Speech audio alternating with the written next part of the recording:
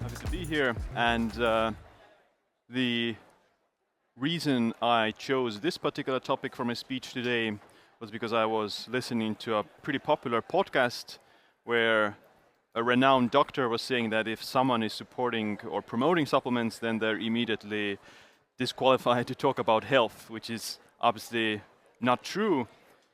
There are a lot of supplements out there that are not really effective for anything, and there's a lot of misconceptions about supplements. There's no magic pill out there that would replace a healthy lifestyle, but there are indeed several evidence-based supplements out there that do have certain health benefits. So that's what I'm going to be covering in my presentation. And how many of you take any supplement? You know, vitamin D, omega-3s, whatever. So most of you do take some supplements. And the trend of taking supplements is growing. Right now, as of 2025, there's over the market cap for supplement industry in the US is over $200 billion, but it's estimated to double by the year 2034. So in the next 10 years, the supplement industry is expected to double in size, which just highlights the popularity of supplementation. So I'll just quickly give a brief summary, and then I'll dive into more details of these supplements. Here's a list of some of the most evidence-based supplements out there that are backed up by dozens of human clinical trials. So there are human studies on these supplements showing that they work for different purposes and different effects. Number one would be creatine, secondly omega-3s, taurine, ashwagandha, vitamin D, vitamin K, melatonin, NAC, astaxanthin, lutein and zeaxanthin, protein powders, caffeine, aged garlic extract, turmeric, berberine, and glycine. Obviously, there's a few more supplements out there that have benefits and evidence, but these I would consider some of the most robust supplements with the most robust evidence out there. And in the rest of my presentation, I'm going to go through some of the highlights of these supplements. Creatine. So many people might know about creatine as a sports performance supplement, which is true. Creatine is considered the most evidence-based supplement out there, especially for sports performance. There's hundreds, if not thousands, of clinical trials showing that creatine supplementation enhances muscle strength, muscle power, muscle mass, and may even support bone density if combined with resistance exercise. But over the last few years, scientists have also become more interested and aware of the other benefits of creatine, such as benefits on brain, benefits on mood, benefits on depression, even benefits on endothelial function, and improving certain other cardiovascular disease risk factors. So creatine is not just a sports supplement. It is the most evidence-based sports supplement out there, but it also has other additional benefits, specifically for the brain, specifically for body composition and certain metabolic health markers. So from the clinical trials out there, you could expect increased muscle mass, increased muscle strength and power from creatine, possibly enhanced cognition and memory as well. There are some clinical trials on elderly people where supplementing larger doses of creatine supports memory, and there was actually a recent pilot study on creatine and Alzheimer's where they did see improved memory in Alzheimer's patients. But creatine can also help with things like triglycerides and fat mass. Next up, omega-3. It's a bit too much.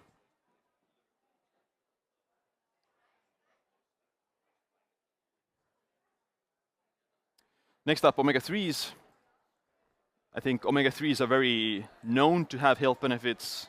Everyone's grandma knows that omega-3s are good for you, and research also backs that up. Similar to creatine, there are hundreds of clinical trials on omega-3 supplementation showing specifically benefits for cardiovascular health. So omega-3s, they can be in the form of fish oil, they can be in the form of cod liver oil, algae oil, krill oil, it doesn't really matter. What matters is the content of EPA and DHA, which are the primary omega-3 fatty acids. And these omega-3 fatty acids aren't considered essential, they're considered conditionally essential. but they do have a lot of positive effects on the human body. And the research shows that people who have a higher omega-3 status in their blood, so their red blood cells contain more EPA and DHA, these individuals have a significantly lower risk of Alzheimer's, lower risk of heart disease, and lower risk of dying to any cause. So it is worthwhile to have a higher omega-3 status. Now, you could also consume fish, but most people aren't eating fish frequently enough to get the adequate amount of omega-3s to achieve those benefits. So supplementing some omega-3s is another easy thing that people can do, and I think most people would benefit from some form of omega-3 supplements. Can be algae, can be fish oil, can be krill oil, etc. But there's also research that omega-3s help with things like muscle mass. So individuals who supplement omega-3s see increased muscle mass, and the reason or the theory behind that, why it is so, is that omega-3s lower inflammation, and they support protein synthesis by doing that. There's also research about omega-3 supporting brain health. So individuals with a higher omega-3 index have a lower risk of Alzheimer's and dementia, and individuals with higher omega-3 intake experience significantly lower risk of these neurodegenerative conditions later in life. Omega-3s improve your lipid panel. They don't necessarily lower cholesterol, but they do lower triglycerides, which are a form of lipids. And high triglycerides are a risk factor for diabetes, the risk factor for heart disease, liver disease, and metabolic syndrome. Omega-3s lower inflammation, they improve insulin resistance, they increase insulin sensitivity, and ultimately, the main effect of omega-3s is a lower risk of heart disease mortality. And the dose, appropriate dose for that, depends on the individual and depends on their omega-3 status. So usually it's best to measure your omega-3 status before taking fish oil to see what is your omega-3 status and what is your omega-3 index, as it's called. The optimal omega-3 index for the lowest risk of Alzheimer's and heart disease would be something above 8%. So the average Western diet will typically result in an omega-3 index of around maybe 4 to 5%. So for the optimal risk reduction, we would want to double that, up to 8%. Taurine has become also quite popular over the last few years, and taurine is an amino acid, and it's usually used in sports performance, and there is evidence that taurine supplementation improves sports performance, specifically endurance and strength endurance, but there's also a lot of metabolic health benefits to taurine, such as lower blood pressure, lower cholesterol and lipids, and lower blood sugar. So there's quite several clinical trials proving that. And the dose can be anywhere between 1 to 6 grams per day for taurine. Melatonin. So melatonin is considered a sleep hormone, which is true. Melatonin is very important in regulating your circadian rhythms and your sleep. But melatonin also is a powerful antioxidant. Most of your antioxidant repair happens during your sleep, and melatonin is one of the primary agents that coordinates this process. Melatonin regulates growth hormone, it regulates glutathione, regulates autophagy, so it controls a lot of this antioxidant activity in your sleep. And the research on melatonin supplementation also supports the idea that melatonin has anti-inflammatory and antioxidant effects. So in clinical trials, larger doses of melatonin supplementation, up to 10 milligrams a day, has anti-inflammatory effects, and it also lowers lipids, such as cholesterol and triglycerides. In smaller doses, such as 0.1 to up to 3 milligrams, melatonin has primarily sleep benefits. So it reduces the time it takes you to fall asleep and increases sleep quality and sleep duration overall. So the dose of how much melatonin someone should take depends a lot on their goal. Are they just trying to improve their sleep a little bit, or are they trying to improve certain biomarkers? There's also some individuals who are taking insane amounts of melatonin, such as 200 milligrams or 100 milligrams. Obviously, there's very limited research about what are the effects of that, but melatonin is generally very safe. Even if you take very large doses, 100, 200 milligrams, you might feel a bit more tired in the morning or groggy, which is one of the side effects of melatonin, but there's no other harmful effects. And one myth about melatonin is that it would suppress your natural melatonin production, which is not true.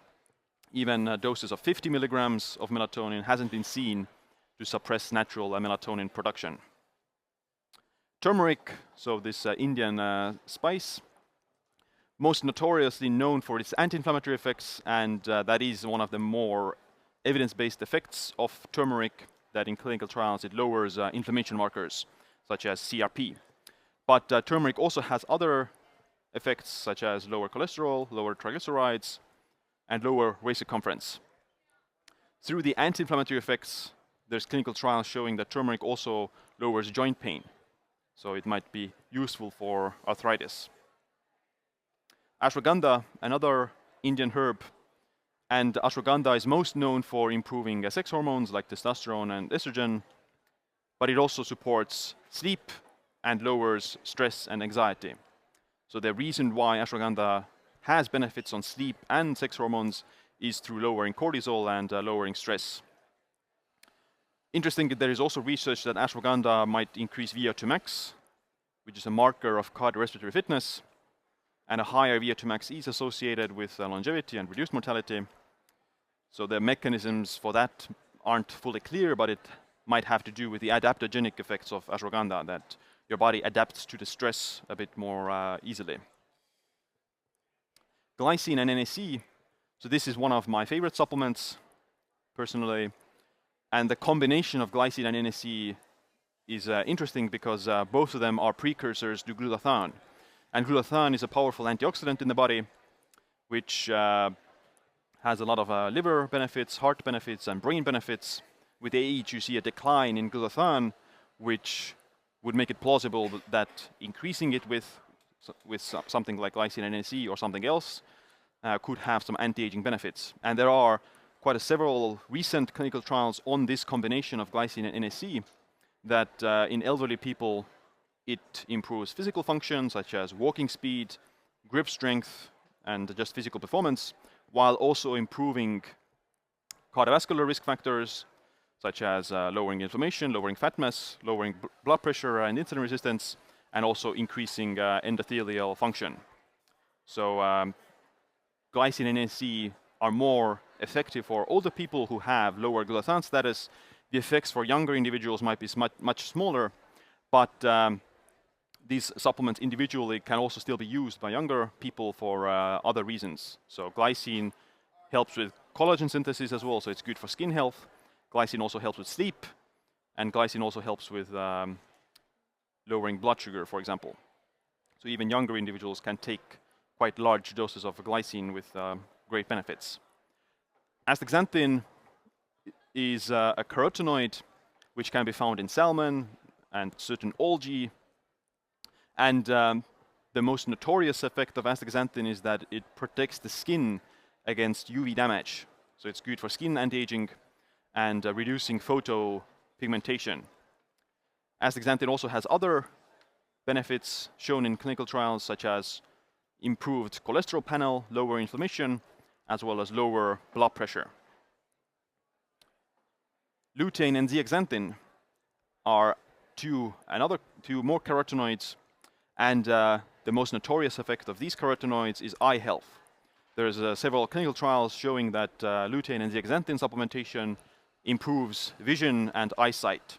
But these carotenoids also have slight skin anti-aging benefits because of being powerful antioxidants, and also improving inflammation, oxidized LDL, and blood sugar. Berberine is a herb. It's called nature's metformin because it lowers blood sugar. And it is true that berberine does lower blood sugar, but it's not nearly as effective as metformin in lowering blood sugar. But berberine is better in lowering cholesterol. So berberine has benefits on metabolic syndrome, certain cardiovascular disease risk factors, and body composition. So it can help with a visceral fat, specifically around the organs. Vitamin D, most people tend to be low in vitamin D status because of not spending enough time outside. And obviously, the vitamin D pill isn't going to replace the sunlight. You're getting a lot of other benefits from the sunlight, such as infrared radiation and UV radiation and the circadian rhythm regulation. But vitamin D pills can still provide some benefits, mostly by raising your vitamin D status. So it's better to have optimal vitamin D status or normal vitamin D status with a supplement than to be deficient in it and not take a supplement, right? So because you're not getting all the benefits of sunlight from the pill, you're still getting some benefits by raising your vitamin D status. The vitamin D supplements specifically have also been seen to improve testosterone, lower cholesterol, and lower triglycerides. So there are some additional benefits as well. And recently, last year, there was a study showing that vitamin D also reduced the speed at which telomeres shorten. So telomeres are these protective caps on chromosomes that protect your DNA, and they are considered one of the hallmarks of aging. So there might be some additional longevity benefits from vitamin D supplements as well. All right, so what supplements have some limited evidence? I went through some of the more evidence-based supplements out there, but there's obviously dozens, if not hundreds of supplements out there as well. So multivitamins, there is some evidence that multivitamins improve cognition in elderly people, but that could be mostly because diet quality tends to decrease as you get older. Elderly people have slightly worse diet quality, and they don't eat enough food, which is why they might be deficient in certain micronutrients. And taking a multivitamin in that scenario just fills the gap. If you're with an otherwise healthy diet, balanced diet, then you don't necessarily need a multivitamin. And in clinical trials, multivitamin supplementation hasn't been seen to reduce the risk of all-cause mortality and reduce the risk of other chronic diseases. Urolithin A is a pretty popular supplement online, but there is not that much human studies on that, or the studies that have been done on urolithin A have found that although it improves lower body strength, it has no effect on upper body strength, and it has no effect on body composition either. So there's very small benefits to be gained from urolithin A. Senolytics, so these are certain compounds, such as fisetin, quercetin, and apigenin, that help to eliminate these senescent cells that accumulate during aging. Senescent cells are called like zombie cells that spread inflammation to neighboring cells, and senolytics help to eliminate these cells. Unfortunately, we don't have any published clinical trials on senolytics yet. We do know from animal studies that they do eliminate senescent cells, and some of them might also extend lifespan in animals, but the human data is still to be verified. Spermidine is like a polyamine that you can get from certain foods like mushrooms and vegetables and cheeses. So higher spermidine consumption, people who have higher amounts of spermidine in the diet have lower mortality and they live longer. But clinical trials on spermidine supplementation have not found significant effects. There are a few clinical trials showing that it might improve cognition, but nothing definitive yet. So it's better generally to consume your spermidine from foods, mushrooms, vegetables, and cheese. And lastly, NMN and NR, they're very popular, but the clinical evidence for NMN and NR has been somewhat disappointing. You know, they do have slight anti-inflammatory effects, they improve insulin sensitivity, they do raise NAD status, but that's pretty much it. We don't have that much evidence for anything else. And animal studies on NMN and NR have also shown that they don't necessarily extend lifespan. I recently made a pretty comprehensive video on my YouTube channel where I go through 100 supplements and I'm ranking them from worst to best. So what's the best supplement out there? What's the worst? So you can see what do I think about 100 different types of supplements on my YouTube channel at Siim Lund.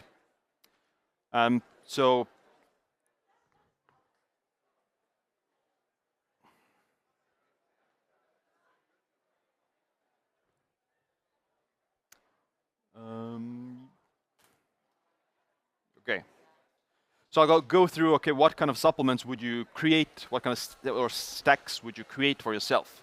When it comes to longevity purposes, some good longevity supplements would be omega-3s, glycine, NAC, TMG that I didn't cover, but it's a methyl donor and supports methylation, A lot of people might have poor methylation due to genetics.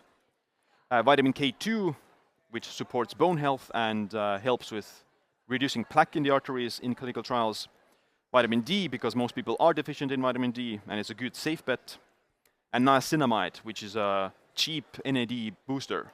So rather than taking NMN or NR, you could also take niacinamide or niacin, which are much cheaper than NMN and NR, and it's equally as effective. Skin anti-aging, astaxanthin, collagen peptides. Although controversial, there is pretty consistent evidence that collagen peptides do help with skin wrinkles and skin elasticity. Hyaluronic acid also helps with skin hydration. Niacinamide helps to protect the skin against sun damage.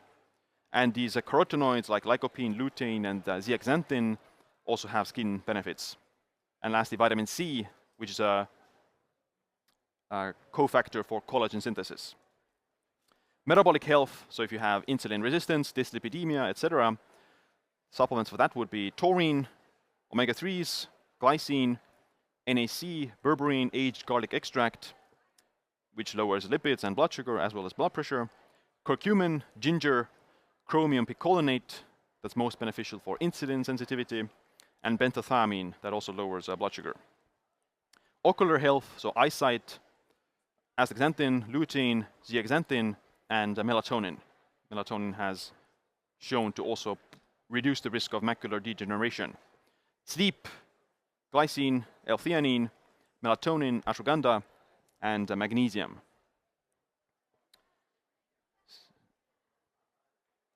Stress, glycine, L-theanine, melatonin, ashwagandha, magnesium, and rhodiola rosea. And if you can't decide what kind of supplements to take, then this would be like a starter pack. So these are supplements that I think most people would benefit from no matter their situation. Omega-3s for raising the omega-3 status. The majority of people have suboptimal omega-3 status, so it's a safe bet to take omega-3s. Astaxanthin, mostly for skin benefits to reduce the photo damage on the skin. Glycine for collagen synthesis and just metabolic health. Vitamin K2 for reducing plaque in the arteries and supporting bone health. Vitamin D3 for supporting vitamin D status. Magnesium, because over 50% of people aren't getting enough magnesium from their diet, and it's pretty hard to get the optimal amounts of magnesium from foods because of soil erosion and things that reduce the amount of minerals in our food. And niacinamide as a cheap daily NAD booster to support NAD production, which declines with age, as well as the other benefits of niacinamide for the skin. Now, the thing with supplements is that the supplements you buy from store or Amazon tend to have very bad labeling. Research has found that up to 80% of supplements have inaccurate labeling. So they don't contain the ingredients in the supplement that they say on the label. Only 20% of the supplements out there actually have accurate labeling. So you're getting what you're actually buying. So that's unfortunate because of supplements aren't regulated. So there's a lot of sketchy players out there that are just selling you placebo pills or things that have wrong ingredients. So this is something us as consumers just need to be aware of, and we need to make our purchasing decisions more mindfully. So how do you know if the supplements you're buying are actually, they contain what they actually say they do? You need to look for certificates of analysis. You need to look for third-party testing. So this is just an example of what a certificate of analysis would look like, that it is done by a third party that shows, okay, this supplement actually contains what it says on the label. So these, you can find them on the company's website. If they don't share their third-party testing, then it's kind of a sketchy thing that, okay, why are they hiding it? So you can email them and ask them, can you show us your third-party testing or your certificate of analysis? If they show it to you, then that's a good sign that they're more reliable as a company. And yeah, that's it from me. One of the reasons I also made this presentation is because I'm writing a book about supplements that's not ready yet. But my current book, the latest book, The Longevity Leap, is available for sale right now. You can actually buy it from the organizer stand. They're selling it actually there. So thank you.